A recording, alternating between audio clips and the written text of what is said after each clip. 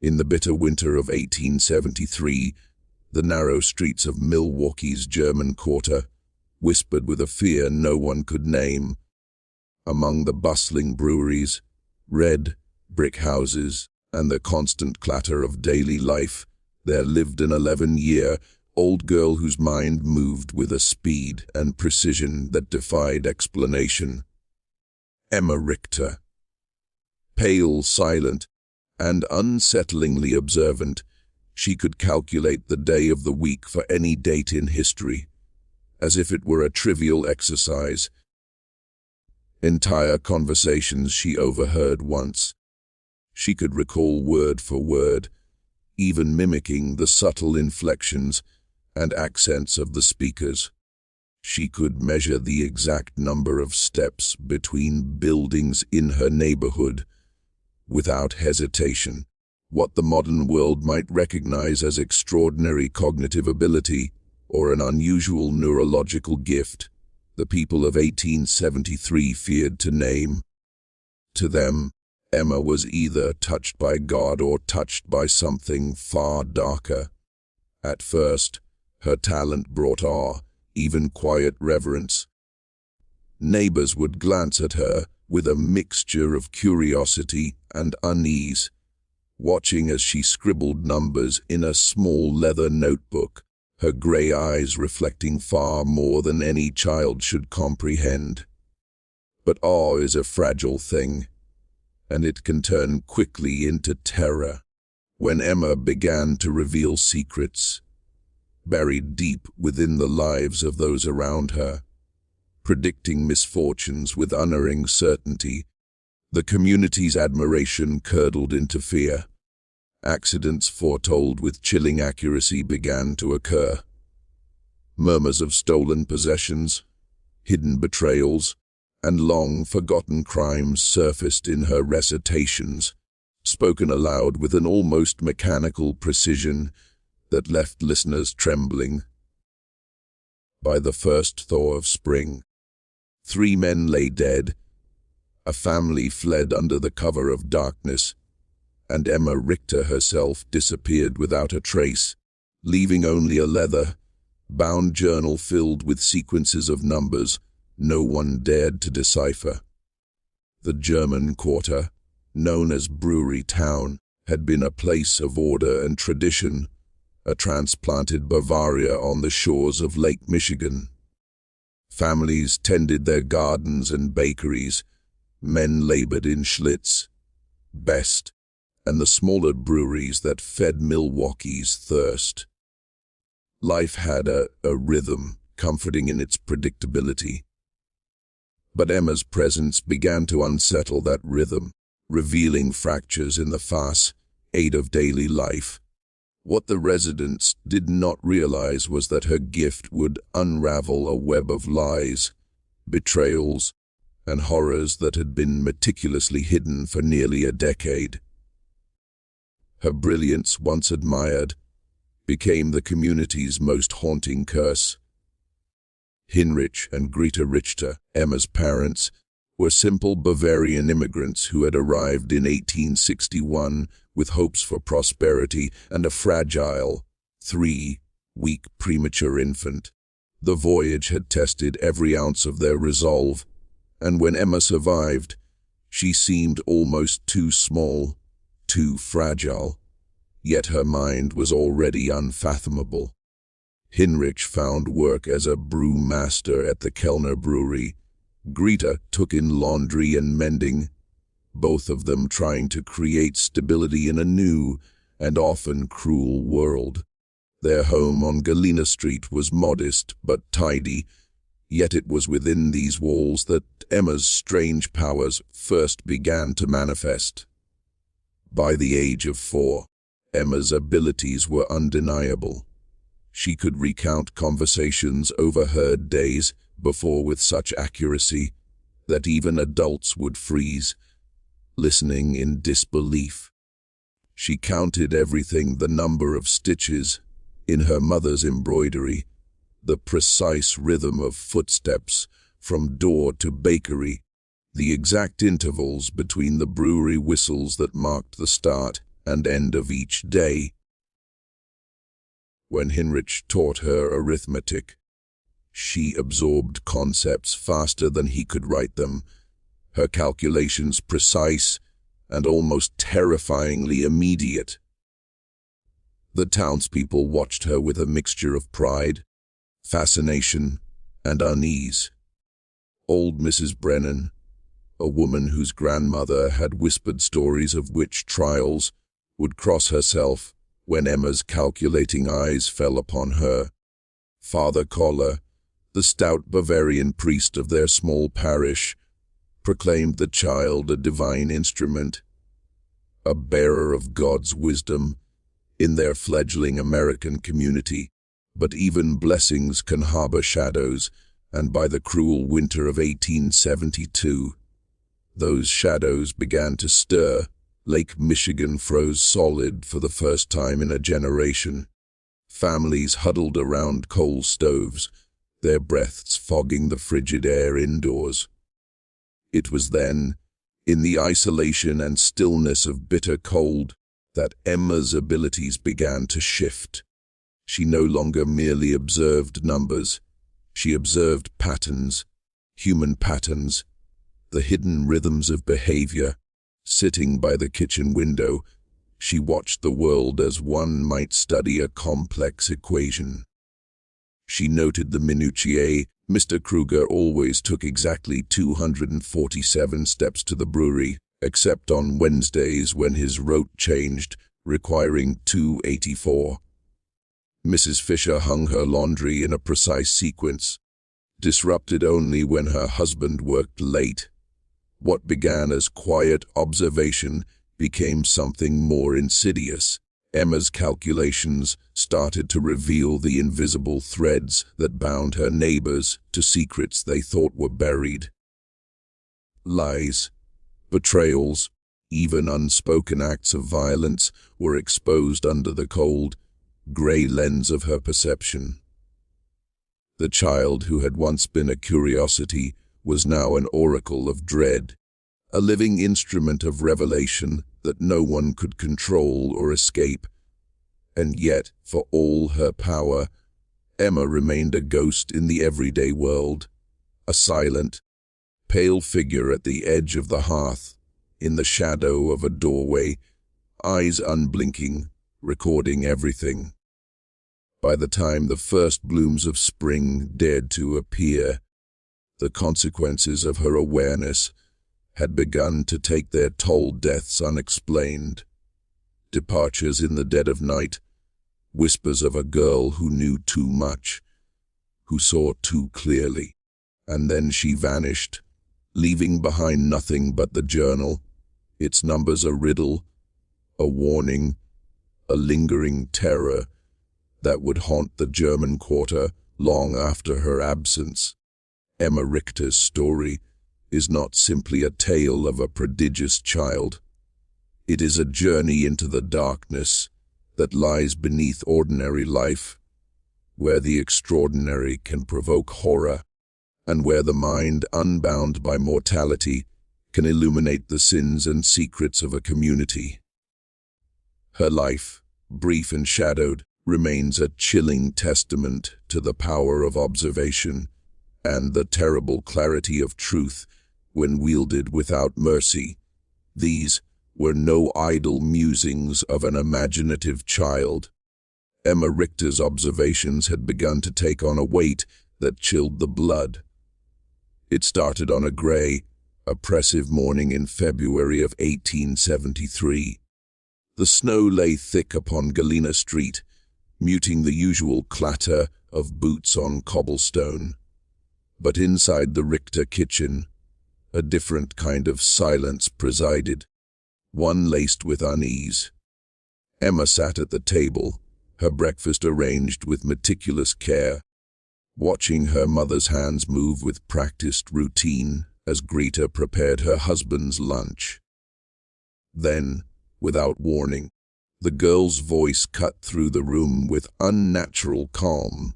"Mr. Dietrich will not return from the brewery today," she said.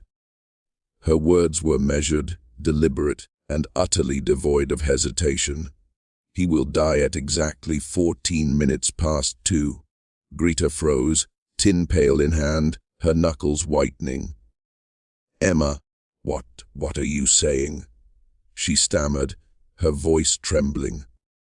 The child's grey eyes did not waver, fixed on her mother with an intensity that made the room feel impossibly small. "He has been drinking from the small brown bottle for 17 days. Emma continued. "Yesterday, he drank 3 times more than usual. His steps are uneven, 250, 1 instead of 244. When patterns shift by more than 10%, something catastrophic occurs within 72 hours. His deviation is 12%. The calculation is simple. Hinrich Richter, mid-motion into his heavy wool coat, stopped as if the words had physically struck him. The brewery workers knew Dietrich as a drinker, like so many men in the quarter, yet the idea that Emma had been meticulously tracking his every step, every sip, every minute of change, sent a shiver through him that had nothing to do with the Wisconsin winter. "You must not speak of such things, Emma," Hinrich said firmly. "It is not proper for a child to talk of death." Emma nodded once, almost imperceptibly, and returned to her breakfast, as if her prediction were no more remarkable than the clinking of spoons against plates. But her parents exchanged a glance heavy with dread. Something about this had shifted. This was no innocent fascination with numbers or patterns. There was a darkness, precise and cold, lurking behind her calculation. At exactly 14 minutes past 2 that afternoon, Jan Dietrich collapsed in the brewery's malt room. The official report cited heart failure, accelerated by chronic alcohol abuse. Workers whispered that he had been acting strangely for weeks, drinking more than usual, pacing nervously, and muttering to himself in fragmented sentences. Yet the timing, the horrifying precision of it, was enough to set the entire German quarter whispering.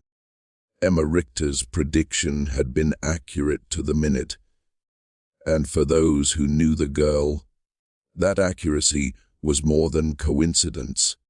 Word spread through the community like smoke drifting from a chimney in the frozen wind. Some dismissed it as chance, but those who remembered the pale, calculating eyes of the child began to glance at their neighbors differently. They began to wonder what she had seen. Silently, through that small kitchen window, her gaze absorbing every detail, every secret, every subtle shift in pattern. The Richter family became the focus of whispered speculation. Children scuttled past them in the streets.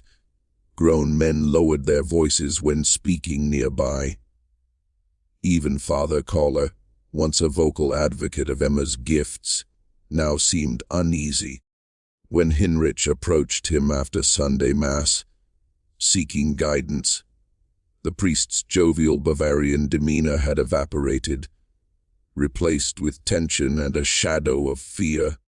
"Perhaps," Father Kohler murmured, his accent thick with worry, "it would be best if young Emma spent less time observing the neighbors and more time in prayer. The Lord grants gifts, yes, but sometimes even innocence may be twisted toward darker ends." Hinrich felt a chill creep along his spine, practical and grounded in the science of brewing. He had always dismissed superstition. But how could he explain the unerring certainty of his daughter's prediction? That evening, Hinrich sat Emma down at the small wooden table by the hearth. He searched her eyes, gray and fathomless, seeking some hint of trickery or childish misunderstanding. "Emma," he said softly, "you must tell me the truth." "How did you know?" She regarded him as though analyzing a simple equation, her voice calm, precise, terrifyingly devoid of emotion. "I watch. I count. I remember. Every gesture, every movement, every deviation." Mr. Dietrich's behavior changed in predictable ways. An increase of 37% in alcohol intake over 17 days, coupled with a 20% reduction in food consumption, creates cardiac strain. "I calculated the probable moment of failure from age, weight, and observed signs."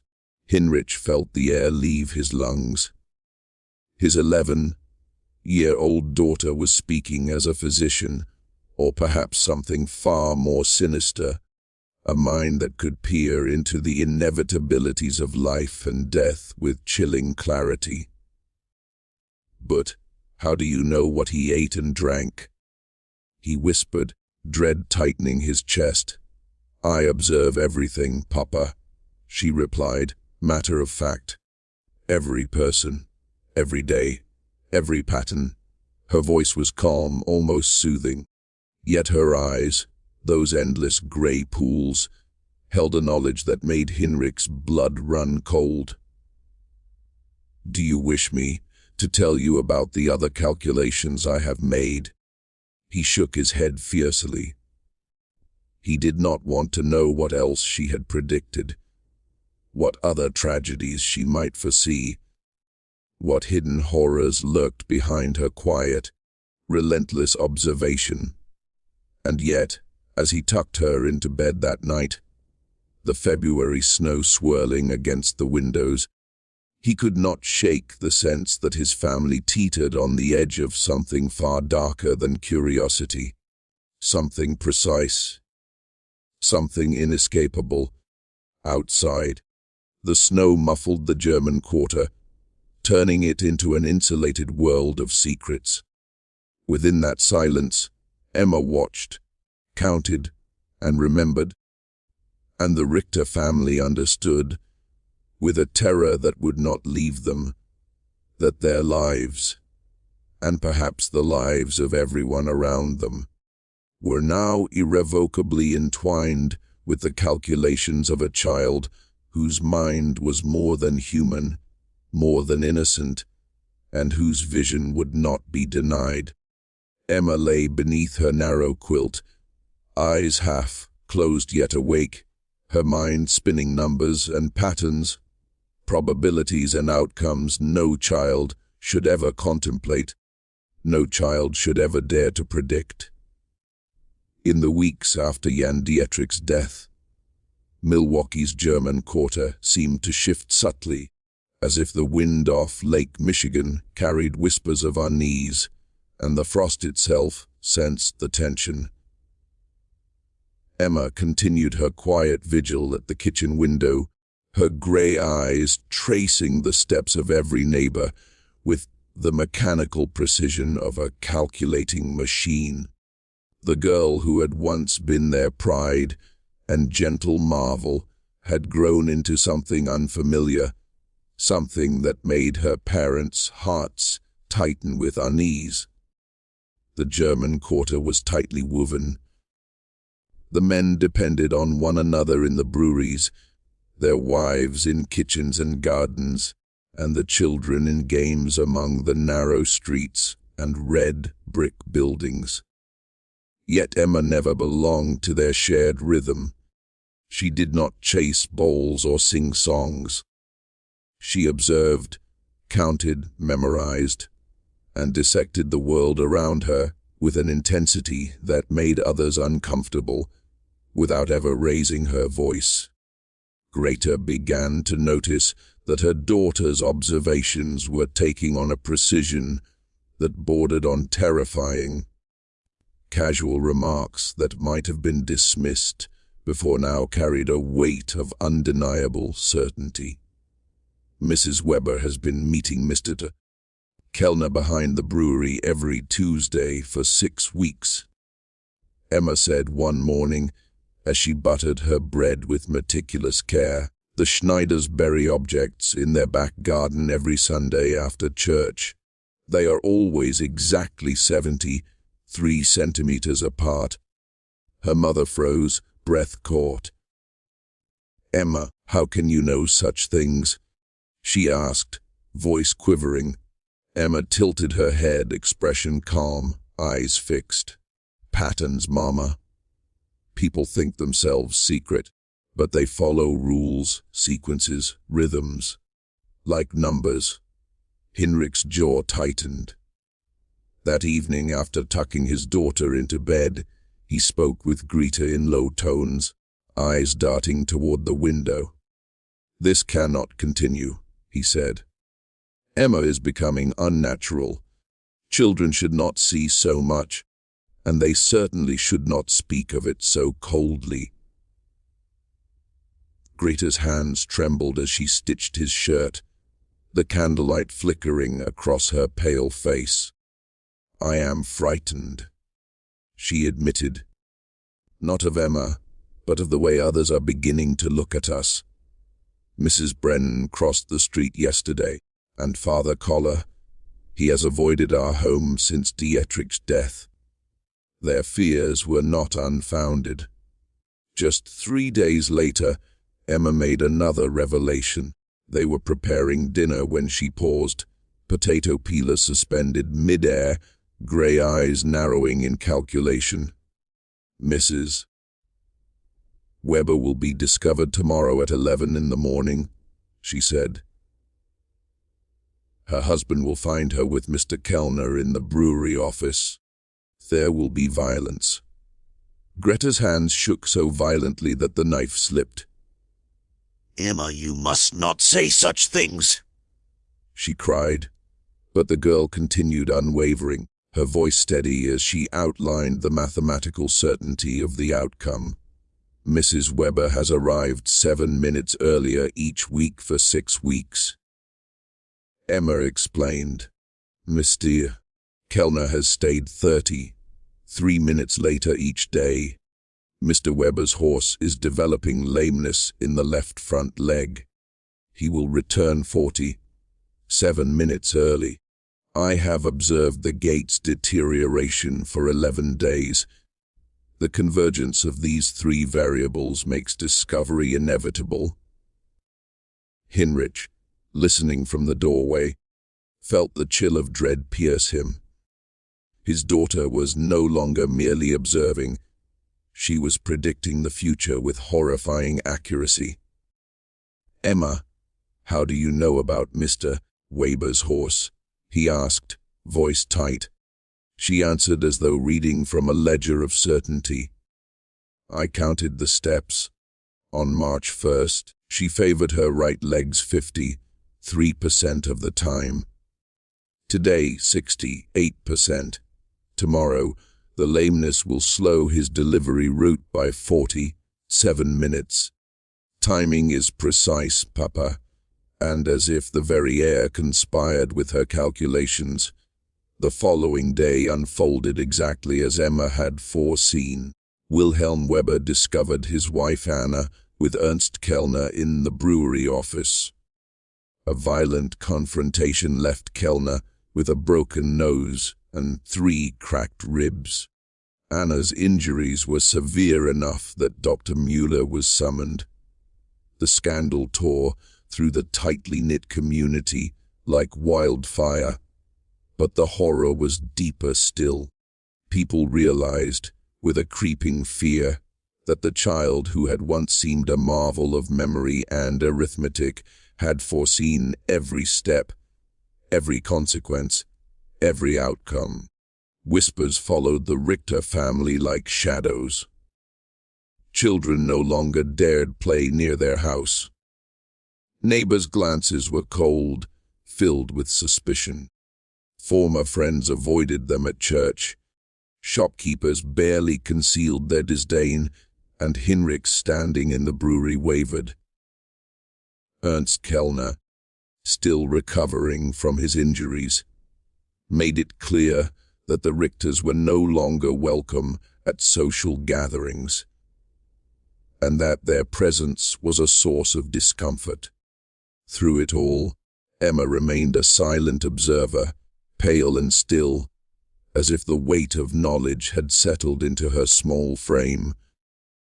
She watched and counted and remembered, seeing patterns that no adult could perceive, unraveling secrets that the community had worked for years to hide.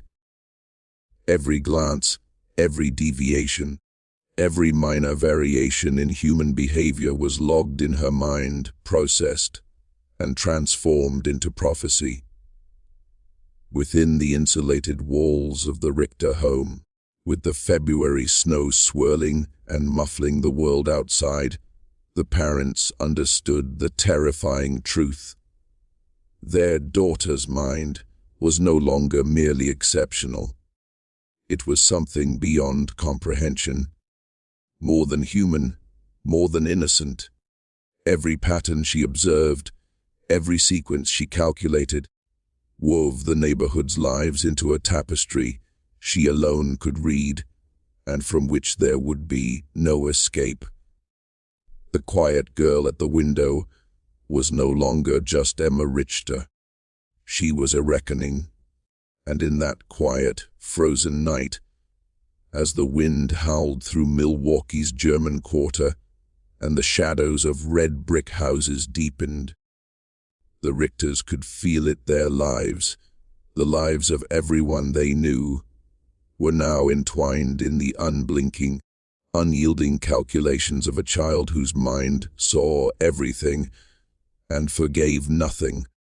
Emma seemed oblivious to the murmur of suspicion and barely concealed fear that rippled through the German Quarter.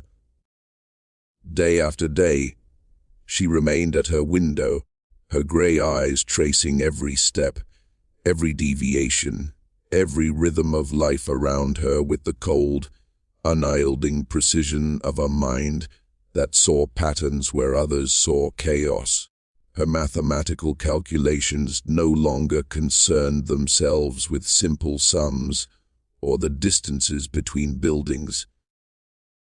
They had become instruments of prediction, tools that reached into the lives of those around her and exposed the hidden consequences of their smallest actions. She had begun keeping a leather-bound journal, filling its pages with sequences of numbers, cryptic tables, dates, and meticulous observations that her parents dared not read.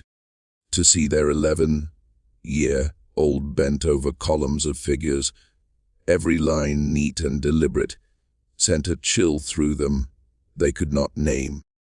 Hinrich and Greta felt the familiar comfort of their home slipping, as though the walls themselves recoiled from what Emma's mind could comprehend. When the snow finally receded and spring crept into Milwaukee, the sense of isolation deepened.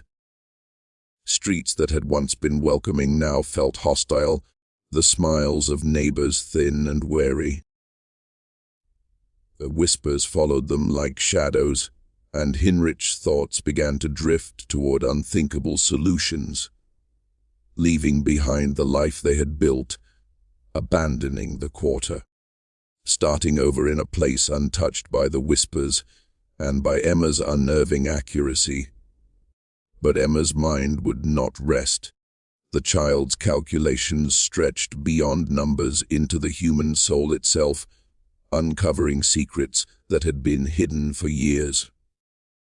As April arrived, bringing tentative warmth to the frostbitten city, her journal grew heavier, its pages increasingly dense with notations, charts, and symbols that seemed almost alive with their meaning. Maps of the German Quarter were marked with exacting measurements, grids, and cryptic codes. Behavioral patterns were recorded with mathematical rigor, each deviation, each anomaly, calculated and logged. The community's fear turned outward, Children were forbidden to walk past the Richter house. Shopkeepers served the family with clipped words and averted gazes. Even Father Coller, once a steady presence in the family's lives, now restricted his visits to brief, formal moments at church. Isolation sharpened Emma's mind. With the removal of ordinary social distractions, her observations intensified, each calculation and probability honed to a terrifying edge. Dr. Friedrich Müller, the local physician, took a different approach. His curiosity was scientific rather than superstitious. Trained in Berlin and well acquainted with unusual mental faculties, he agreed to examine Emma when Heinrich, desperate for guidance, approached him privately. On a rainy Thursday morning, the girl submitted to his questions in his office, above the Water Street Pharmacy, answering each inquiry with the same measured precision that defined every other act of her life. Her gray eyes remained fixed, calculating silently, tracking invisible variables that only she could perceive. "Your father tells me you can predict events," Dr. Müller said, careful yet probing. "Can you explain how you do this?"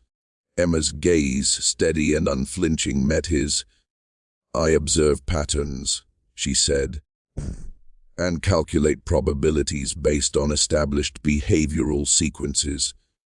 People believe their actions are random, but they follow mathematical rules. When I have enough data points, I can foresee outcomes with high certainty." Dr. Müller leaned forward, intrigued despite himself. "Can you give an example?" She consulted her journal, turning pages of precise, unbroken notations. "Mrs. Bren believes herself to be secretive, but her pattern is clear. Every Tuesday and Friday for 8 weeks, she walks to the church at exactly 30:15. But instead of entering, she continues to the rectory for 43 minutes. Father Kerr's evening prayers have extended 17 minutes on the same days, and he has been purchasing additional candles and wine. The correlation is significant." Dr. Müller's breath caught. The implications of Emma's observations, the subtle revelations about a widow and the priest, were scandalous, but it was the meticulousness, the unerring method of her records, that chilled him. "How long have you watched people this way?" he asked. "Always," she said simply. "Since I was very small. I only began calculations after I learned mathematics. The patterns became clear then. Even with his medical knowledge, Dr. Müller could offer no framework for understanding her mind. He concluded only that her abilities were neurological, not supernatural, a mechanism of the brain working beyond ordinary comprehension. But science could not quell the dread that now surrounded her. 2 days later, Emma delivered another prediction. While helping her mother with dinner, she paused, eyes distant and focused. "There will be a fire at the Zimmerman house on Sunday evening. It will ignite at 8047 and spread to 3 adjoining buildings. Mr. Zimmerman will not survive." Greta dropped her peeling knife, hands trembling. "Emma, you must not say such things." She turned the pages of her journal with calm efficiency.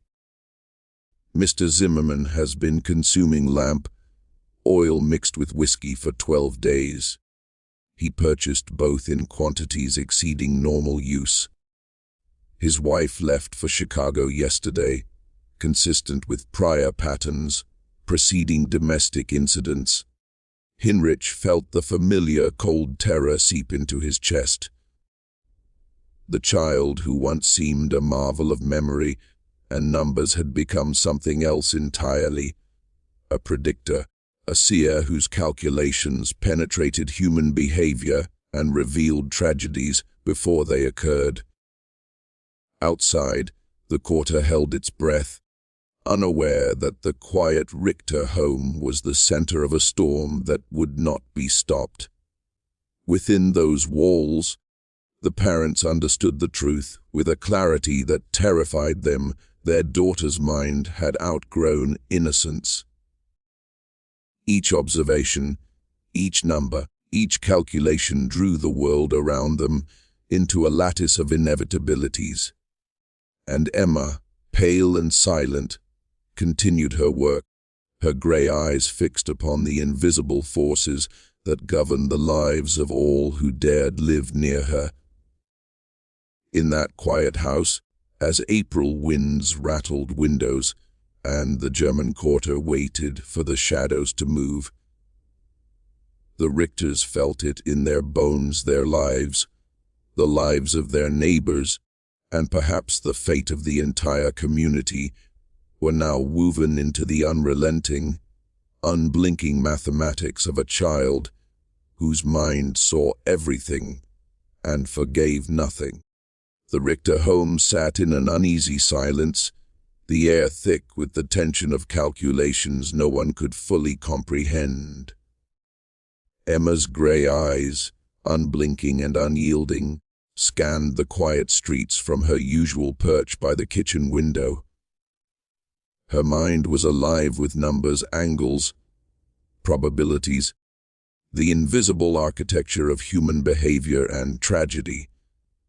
"The chimney on our house has structural weaknesses," she said one morning, voice calm and unflinching.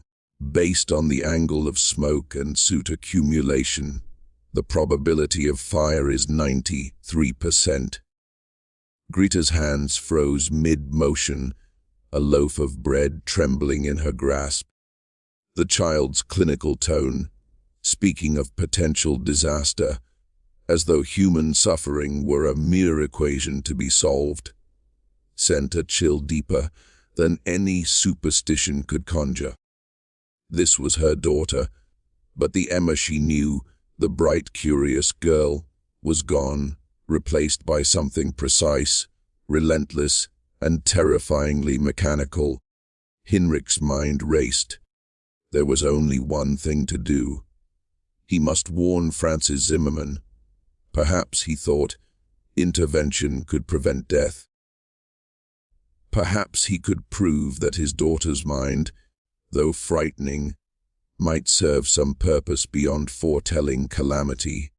He found Zimmermann stumbling outside the brewery that Saturday evening, reeking of lamp oil and whiskey, the very combination Emma had observed and recorded. Hinrich's words were urgent, but met with derisive laughter, crude jokes about a devil child who thought herself omniscient. Yet, somewhere in Zimmermann's intoxicated haze, a sliver of understanding took hold, for he promised to handle the lamps with care. Sunday arrived with an unseasonable warmth, and a wind from the west, dry and insistent. At exactly 80:47, flames erupted from the Zimmermann house.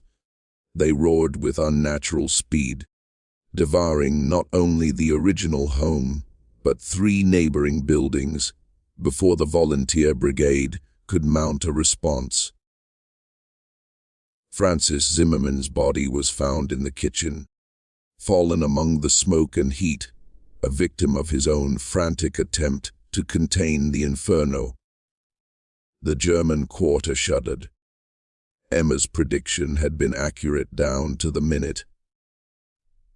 Hinrich's desperate attempt to warn Zimmermann had been noticed by neighbors and brewery workers alike, and word spread like wildfire. The girl had foreseen the fire and its deadly consequences with terrifying precision. The community recoiled. Whispers turned to suspicion. Suspicion hardened into fear. The Richter family, once respected, became pariahs. Yet for Emma, The fire was simply another data point, another confirmation of her method. She recorded it meticulously, noting deviations, refining her probabilities, extending her calculations to patterns she had yet to observe. The child's obsession had grown, feeding on isolation, and the world outside became a living experiment for her relentless mind. Days passed, and the German quarter transformed under the weight of collective dread. The Zimmermann fire had displaced 3 families, the Bronzes, the Kohlers, the Steiners. Fear and suspicion mingled with grief as neighbors struggled to house the displaced, while simultaneously grappling with the horrifying realization that Emma Richter's mind could predict calamity with mathematical certainty. Heinrich found his position at the brewery unstable. Fellow workers avoided him. Conversations halted whenever he entered a room, and Ernst Kellner, still nursing injuries from previous confrontations, made clear the Richters were no longer welcome at any brewery social function. Emma had shifted from remarkable curiosity to living prophecy, yet the child herself seemed untouched by the hostility around her.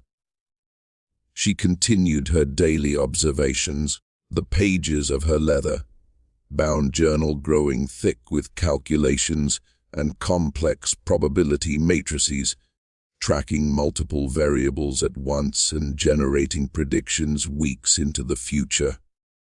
Greta dared not open it.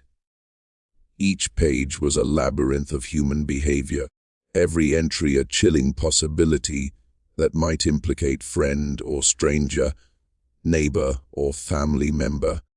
Emma's discussions of potential tragedies were delivered in the same calm, precise tone she used for arithmetic, rendering the human cost almost irrelevant and turning those who loved her into witnesses of a mind beyond comprehension. The breaking point came on a Tuesday in late April. Emma sat at her window, eyes scanning the familiar streets, yet something in her demeanor signaled a disruption, a deviation in the patterns she had come to understand. "Mama," she said, voice level, "there is something wrong with the pattern today." Greta's hands trembled over the bread she was preparing, heart hammering. What do you mean, Emma? The girl flipped through her journal with deliberate movements, revealing rows of numbers, annotations, sequences only she could read. "Every Tuesday for 11 weeks, Mrs. Brennan has walked to the rectory at exactly 30:15, Emma explained. Today she left her house at 20:47 and walked toward the river instead. Step length decreased 12%. Breathing pattern irregular. This indicates extreme distress. She is planning something final." Greta's chest tightened. "Emma, you must not say such things. Mrs. Brennan is a good woman. She would never." "The probability is 87%, Emma interrupted, the tone of certainty stripping all warmth from her words. People who suddenly change established behavioral patterns, exhibiting physical signs of distress, typically carry out irreversible actions within 4 hours. Mrs. Brennan's pattern altered 43 minutes ago. Greta could not look away. The child she had once held in her arms, laughed with, worried over for scraped knees, had become an oracle of terror, processing human lives as if they were no more than numbers on a page. Outside, the German quarter stirred with oblivious normalcy, unaware that a silent observer in a small house had already measured the hours until tragedy, counting down with unerring accuracy. Emma's mind saw everything, catalogued everything, and would not forgive anything. Within the walls of their home, as the April wind rattled windows and the shadows stretched long across the streets, the Richters felt the truth settle in their bones, their lives, their neighbors, and perhaps the fate of the entire community were now entangled in the unblinking calculations of a child whose mind was a machine, a clock, and a storm all at once. And Emma, pale and serene, continued her work, undisturbed, relentless, unstoppable. Greta felt the floor tilt beneath her feet, the room spinning with a weight that pressed against her chest. The realization struck with brutal clarity. Her 11-year-old daughter, quiet, pale, and impossibly small, was calmly calculating a neighbor's death with the same precision she applied to sums and measurements.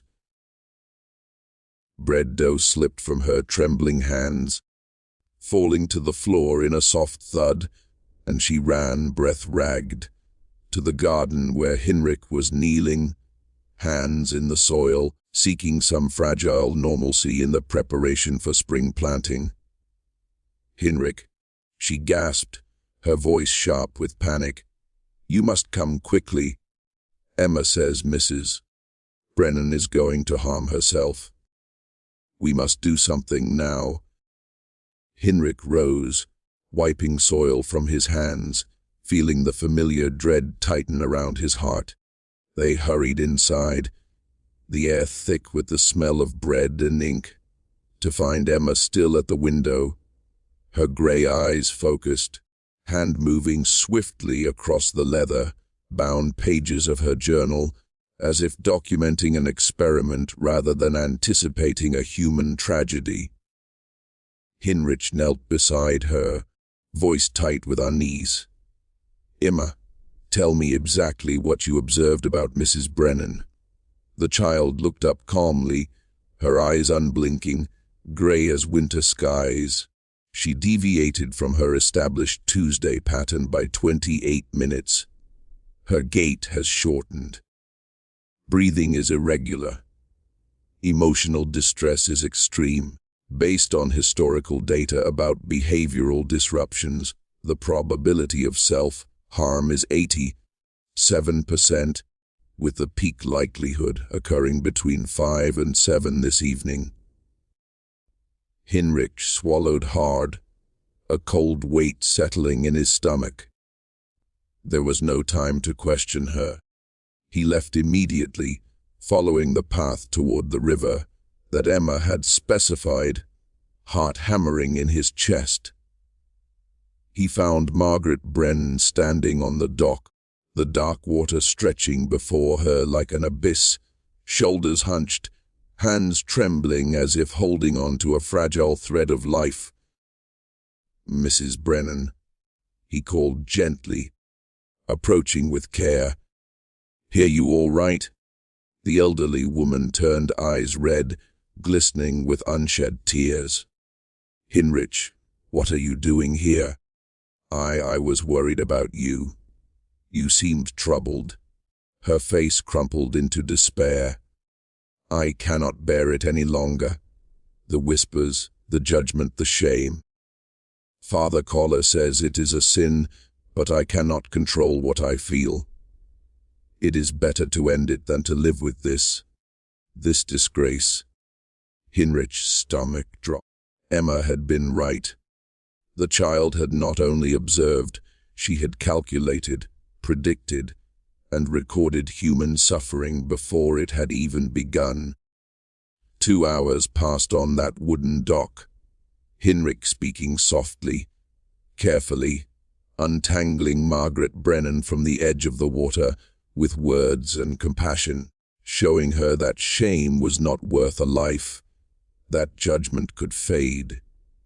Only when the widow finally returned home safely did Hinrich allow himself to breathe.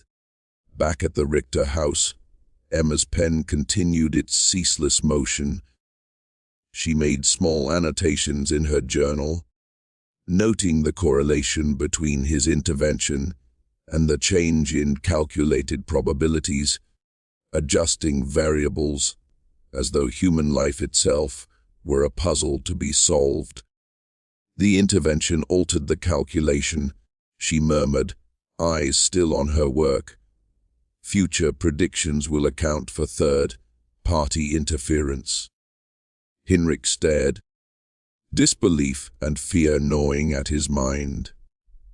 His daughter had seen the tragedy before it happened, and now treated its prevention as no more than a modification in a dataset. He could not name the horror it evoked, the realization that Emma's mind, brilliant and unforgiving, was detached from the emotional realities of the lives she analyzed. That night, as Emma slept in her narrow bed, Hinrich and Greta sat together in the quiet of the house, the weight of impossible knowledge pressing down upon them. Milwaukee, once a home, had become a trap. Emma's abilities had made life in the German quarter unbearable, and more terrifyingly, they had begun to glimpse the scope of her observations: adultery, shame, despair, human suffering, catalogued, predicted, and noted with cold precision. They whispered plans to leave, to find a place where Emma could exist without fear, without scrutiny, where her mind might find other, less devastating outlets. But Emma was not finished. The days passed, the spring sun climbing higher in the sky, and her calculations grew ever more complex, mapping the behavior of the German quarter's residents with the obsessive detail of a machine designed to know everything. The first day of May arrived with the clarity of new light, and with it, the revelation that would shake the very foundation of the community. Emma, eyes glinting with the same calculating certainty, looked up from her journal. "Papa," she said, her voice devoid of hesitation or emotion, "I need to show you something important. My calculations reveal a pattern that explains everything." Hinrich, heart pounding, sank into a chair across from her. Weeks of dread had prepared him for this moment, yet nothing could steel him for the sight of what lay before him. Emma opened the journal, revealing intricate charts, precise maps, and numerical sequences that seemed more fitting for a detective or scholar than a child of 11. "For 26 months, she said, voice even, I have observed and recorded the behavior patterns of 43 adults in our community." Her gray eyes held him fast, and in that moment, the truth pressed down like the weight of the lake in winter. Their lives, their neighbors' lives, the secrets hidden in the shadows of red brick and cobblestone, were all woven into the unblinking calculations of a mind that spared nothing, forgave nothing, and saw everything. Within the walls of the Richter home, as spring light fell across the kitchen table, and the world outside moved with oblivious normalcy, Hinrich and Greta understood the magnitude of what they faced. Emma's mind was no longer simply curious. It was a storm, a machine, an inevitability, and she had only begun to unveil the darkness lurking in Milwaukee's German quarter, the shadows that no one dared to name. Emma began with the same cold, unwavering precision that had marked every observation, every prediction, every calculation she had ever made. At first, Hinrich believed her claims to be random, scattered coincidences that a child's imagination had misinterpreted as patterns. But as he leaned closer, studying the charts and maps sprawled across the kitchen table, A chilling realization took hold. These were not coincidences. Every line, every mark, every sequence revealed a coherence that could only mean something sinister was unfolding. "Emma," he whispered, voice trembling. "What are you saying?" She looked up from her journal, gray eyes sharp and unyielding, the intensity of her gaze cutting through the room like ice. "7 men in our community," she said, voice flat, "meet every Wednesday at midnight in the basement of Kellner's brewery." She pointed to the map, symbols and measurements etched with the meticulous care of a scholar tracing constellations. "I tracked deviations in their daily routines, timing discrepancies in their stated activities, and physical signs of gatherings that confirm their meetings. The pattern has persisted for 26 months, with only 3 exceptions: illness, death, or unavoidable family duties." Hinrich's pulse surged as he read the names she had written: Wilhelm Weber, Franz Kellner, Ernst's brother, Hans Zimmermann, Franz's cousin, Otto Steinberg, Klaus Brennan, Gustav Wolf, Hermann Kruger. Each name marked with lines and arrows, each rote traced with precision, each deviation catalogued and cross-referenced. His hands shook. "Emma, how could you possibly know about secret meetings?" "I observe everything, Papa," she replied, almost casually, flipping pages filled with numerical notations, charts, and timelines. "Every night, every movement, every deviation from patterns I have established." Her hand moved to another page, one more densely packed with figures and calculations. "But the meetings are not the most important part. My calculations indicate that these men have systematically stolen from the brewery's operations, with losses totaling approximately $47,000 over 26 months. Hinrich felt as if the floor had been ripped from beneath him. $47,000, an amount larger than most families would see in a lifetime, had been embezzled under his nose, uncovered not by auditors or police, but by his 11-year-old daughter. How could you calculate such a thing?" he asked, voice barely above a whisper. "I compared reported production with actual outputs, ingredients purchased, waste disposal, deliveries," she explained without a hint of emotion. The discrepancy indicated theft. Tracking spending patterns and financial anomalies revealed the culprits. Mr. Weber bought furniture beyond his means. Mr. Steinberg mailed packages to Germany too large for ordinary correspondence. Each man displayed consistent, predictable spending that aligned with missing resources. The patterns were unmistakable. Hinrich's mind reeled. Evidence of criminal activity, decoded from observation alone, catalogued, computed, and verified by the mechanical precision of a child's mind. But Emma was not finished. "The theft requires insider knowledge," she continued, voice as calm as a clock ticking. "All signs point to management. Patterns indicate Ernst Kellner orchestrates the operation." The name hit Hinrich like a hammer. Ernst Kellner, the very man who had gradually excluded their family from social and professional circles, who had made subtle threats, whose eyes seemed to watch their every move, was not merely a distant, hostile figure. He was the architect of a criminal conspiracy, and now, thanks to Emma, Hinrich understood the full danger they faced. Emma closed her journal briefly, gray eyes unwavering. "The probability of my calculations being correct is 96%. But there is more, Papa, something that explains Kellner's attempts to isolate our family.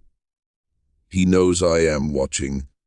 3 weeks ago, he approached our house twice at night, standing outside for 17 minutes each time. He calculated, I believe, whether I had discovered his secret. Hinrich felt a chill creep down his spine, cold as winter snow against his skin. Emma's mind had not only exposed theft, but it had rendered their family a threat in the eyes of powerful men. Their lives, their very survival, were at risk. Papa, she continued, voice calm, almost bored, the probability that he and the others will act against us is 84%, with the highest likelihood within 72 hours. The numbers, precise and unyielding, struck deeper than any blade. This was no longer about theft, adultery, or local scandal. This was about survival. The men Emma had revealed could not allow their secret to exist, and the child who had observed, calculated, and understood too much was now the target. That evening, Hinrich made a decision born of terror, desperation, and protective instinct. Using the evidence painstakingly compiled in Emma's journal, he approached Dr. Müller under the cover of darkness. The physician, already unsettled by the child's extraordinary abilities, was stunned by the precision and scope of her investigation. Patterns, charts, numerical sequences, all pointing to one truth: Emma's mind was no longer a child's mind. It was a storm of logic, calculation, and unrelenting observation, capable of unraveling the hidden structures of the world around her. Hinrich explained the situation, the predictions, the imminent danger. Dr. Müller listened, brow furrowed, the air thick with the weight of what they now understood, that the German quarter, the community they had called home, contained darkness deeper and more dangerous than they had ever imagined. And at the center of it all, unmoved, unblinking, sat Emma Richter, 11 years old, pale, precise, and unstoppable. Within that quiet kitchen, as the shadows lengthened and the wind whispered against the windows, Hinrich realized the truth he had long feared. Emma's mind was not simply extraordinary, it was inevitable, a force that would reveal everything it touched. And she had only just begun to illuminate the darkness of Milwaukee's German quarter, a darkness no one else had dared to see, a darkness that now threatened to consume them all. Hinrich, if what Emma has calculated is true, Dr. Müller whispered, voice low and taut with fear, we are witnessing the largest theft operation Milwaukee has ever seen. He leaned closer over the flickering lamplight in his small office, fingers trembling as they traced the precise lines, charts, and numerical notations scrawled in Emma's journal. But there is more, he added, voice dropping even lower. I've Kellner suspects, she knows. Your family is in mortal danger. The words sank into Hinrich like ice water, freezing him in place. Mortal danger, for his wife, his child, and himself. The knowledge that the shadows of their community, men he had worked alongside for years, were plotting behind closed doors, and now saw his daughter as a threat, was almost unbearable. Dr. Müller, recognizing the urgency in Hinrich's expression, agreed immediately to aid their escape. Using contacts from his medical practice and connections to other breweries, he arranged a sudden transfer for Hinrich to a small operation in Minnesota, a position that would provide cover for the family's immediate departure. The plan was simple in concept, terrifying in execution. They would leave that very night, slipping away before the 72-hour window of Emma's grim prediction could materialize. As darkness fell across the streets of Milwaukee's German Quarter, the Richters moved like ghosts. Their few belongings were loaded onto Dr. Mueller's wagon. Under the veil of night, the creaking wheels and distant howl of the wind masking their passage. Emma sat quietly, her gray eyes still scanning the quiet streets, still calculating, still observing, as if the act of flight itself were merely another data point in the ledger of human behavior. "Papa," she said softly, her voice startling in its calm precision. "In approximately 6 months, the theft operation will be discovered through other means. Mr. Kellner will face justice, but 3 of the 7 men involved will not survive the investigation. The probabilities are clear." Hinrich shivered, lifting his daughter carefully into the wagon. Even as they fled for their lives, Emma's mind continued to track the threads of the conspiracy she had exposed, predicting outcomes with the same unflinching certainty that had marked every prior revelation.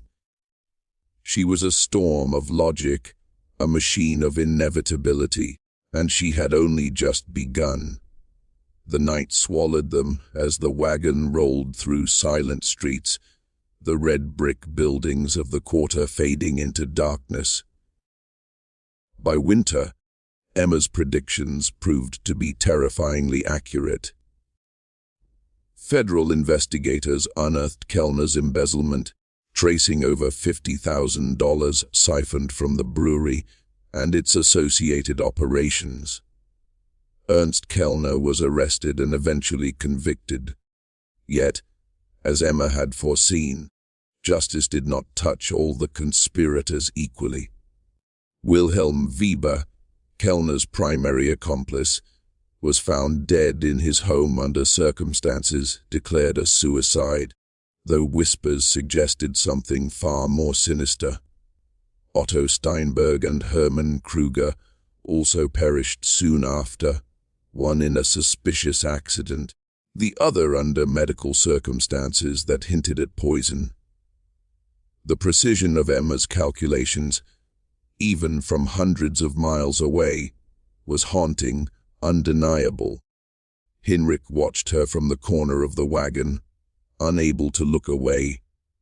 She was unchanged. The chaos she predicted and survived did not disturb her. It simply became more data. Her journal, thick with numerical sequences, charts, and patterns, had followed them to New Ulm, Minnesota, and it would continue to grow, a living map of human behavior, a chronicle of probabilities and tragedies. In Minnesota, the family attempted to rebuild a semblance of normalcy. Hinrich found the work at the small brewery familiar, almost comforting in its routine. Richter, cautiously, began to restore the domestic rhythms that had been fractured by Emma's revelations, measuring life in meals and laundry, attempting to reclaim what had been stolen by fear and awe. But Emma herself remained unyielding, a machine of observation and analysis, processing human behavior with relentless precision. Dr. Mueller maintained correspondence with the family, reporting that Emma had begun working with a mathematics professor at a nearby college. Dr. Hermann Weiss, a German immigrant, approached her abilities scientifically rather than superstitiously, guiding her to channel her extraordinary skills towards study and understanding. Yet, even under supervision, Emma's mind remained untamed, her curiosity and precision as sharp as a blade. The most chilling confirmation came in November of that year. Dr. Muller received a letter from Hinrich, written in a tone that reflected both awe and lingering fear. Emma's calculations about the Milwaukee theft operation had proved accurate to the final detail. Kellner had been arrested, convicted, and exposed. 3 of the 7 men had died in ways Emma had predicted, their ends recorded not in superstition, but in probabilities, calculations, and cold, unflinching mathematics. Every prediction she had made had come to pass, every outcome accounted for in her extraordinary ledger of human behavior. Hinrich and Richter often spoke of Emma in whispers, afraid to disturb the quiet hum of her mind at work. She was no longer merely their daughter. She was a force, a storm, a living embodiment of inevitability, and they were the guardians of a secret that could never be revealed. The family had survived, yes, but at the cost of leaving behind the only home they had ever known, fading into obscurity to preserve both their lives and the integrity of Emma's extraordinary mind. And even in the quiet of New Ulm, Emma continued. The meticulous notations, the charts, the probabilities, all grew. Every human interaction was observed, recorded, and processed. Every deviation from routine, every subtle gesture, every whisper of emotion became part of the ongoing calculation. She had survived scandal, exposure, and mortal threat, but her work was far from finished. Emma's mind, unblinking and relentless, was already reaching toward the next sequence, the next shadowed pattern, the next inevitability no one else would dare perceive. In that small Minnesota town, far from Milwaukee's whispers and fears, the Richters found safety, yes, but it was the kind of safety born not from peace, but from the quiet acknowledgement that they carried a child whose mind could see everything, whose calculations could predict fate, whose observations had already saved them from death. Emma Richter, pale and serene, remained unchanged, a machine of mathematics, a storm of observation, an inevitability whose reach could stretch across cities, across months, across the very fabric of human behavior itself. And no one, not even her parents, could stop it. The German quarter of Milwaukee had slowly begun to stitch itself back together, as though the city itself were exhaling after the suffocating grip of scandal and tragedy in 1873. The federal investigation into the brewery theft had brought unwelcome scrutiny, yet it had also unearthed corruption that had festered in shadowed corners for years, leaving the community both relieved and unsettled. New families settled into the houses, emptied by death or disappearance, the rhythm of daily life returning, cautious but persistent, as neighbors rebuilt around more honest foundations. Yet, the name of Emma Richter, the pale girl with gray eyes sharp as winter frost, lingered in every whispered conversation, her story morphing into folklore that no one dared recount too loudly. Parents would speak of her as a cautionary tale, warning their children of the dangers of seeing too much, of knowing too much. Adults, too, could not entirely dismiss the shadow she had cast. In quiet moments, they wondered what secrets lay hidden behind the calm facades of their neighbors, what patterns of behavior might have been silently tracked by a child whose mind dissected reality with surgical precision. Even Father Koller, who had once deemed Emma's abilities a divine blessing, confessed privately to Dr. Mueller that her predictions had shaken his faith in ways he could not articulate. He questioned whether some knowledge was too dangerous for a human mind, whether Emma's brilliance was a gift or a curse, best left contained, untouched by human curiosity. And just when the quarter seemed to breathe again, the horror did not fully recede. Emma Richter had departed Milwaukee under cover of night, yet the echo of her calculations, her observations, and the terrible certainty of her predictions lingered like a stain on the cobblestones. Dr. Mueller's final letter to the Richter family, written in the spring of 1874, nearly a year after their flight, painted a chilling picture. The German quarter had largely returned to its routines. The federal presence had receded, and life appeared ordinary. Yet whispers persisted among the older residents, tales of a girl who had seen too much, who had recorded human behavior with a precision that unsettled the most rational minds. Even more alarming, Mueller revealed a truth that had emerged during the investigation. Emma's journal, left with him as evidence, contained far more than calculations tied to the brewery theft. The girl had been observing the entire German immigrant community, documenting behavioral patterns across dozens of families. Her analyses predicted future events with an eerie accuracy far beyond anything trained investigators had anticipated. Your daughter's mind operates in ways that professional analysts might envy, Mueller wrote, his own art tinged with unease. But I confess, I am grateful she is far from Milwaukee. The precision of her observations, the certainty of her predictions, it is knowledge far too dangerous for any community to possess.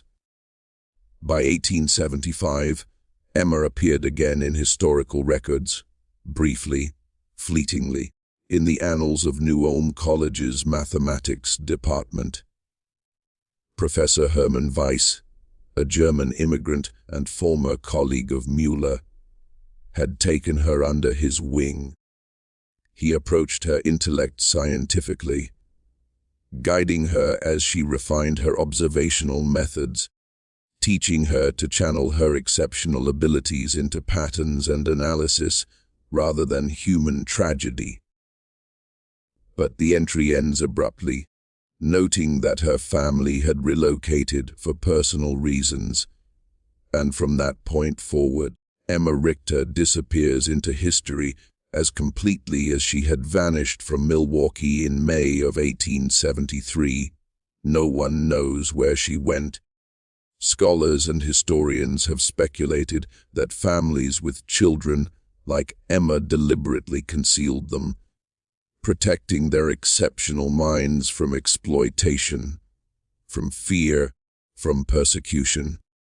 Emma's story, meticulously documented, is one of the few cases that allow us to glimpse the scope and implications of such extraordinary abilities. A mind capable of seeing through the veil of ordinary life, calculating probabilities that others cannot fathom, predicting the unthinkable with terrifying clarity. Her story challenges our understanding of the human mind, of intelligence and perception. In 1873, people might have labeled her abilities divine or demonic. Modern science recognizes that neurological variations, conditions now understood as forms of autism spectrum disorders, or in rarer cases, extraordinary cognitive phenomena, can create minds that process information in ways that appear almost supernatural. Emma Richter was one such mind. Her observations, her calculations, her relentless pursuit of patterns rendered her almost inhuman to those around her, yet perfectly natural to herself. The horror of her story lies not in ghosts or curses, but in the sheer, relentless precision of a child's mind applied to human behavior. She saw what we hide.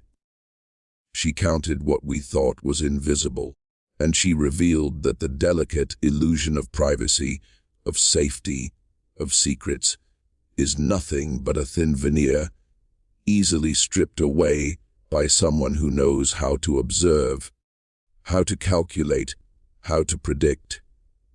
In the quiet streets of New Ulm, far from the whispers of Milwaukee, the Richter family attempted to breathe again. Hinrich found solace in brewery work. Greta reassembled the fractured routines of domestic life. Yet Emma, pale and serene, remained unchanged, a machine of mathematics, a storm of observation, an inevitability whose reach could stretch across towns, months, and the very essence of human behavior.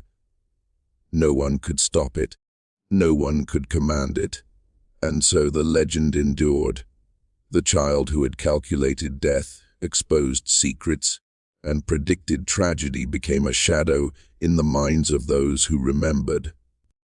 A cautionary tale, a whisper, a warning that knowledge can be more dangerous than ignorance, that minds like Emma Richter's do not belong to a single family, a single town, or even a single lifetime. In the end, we are left with a chilling truth. The most terrifying discoveries are not always supernatural. Sometimes, they are simply the product of observation, logic, and a mind unafraid to see the patterns we believe are invisible.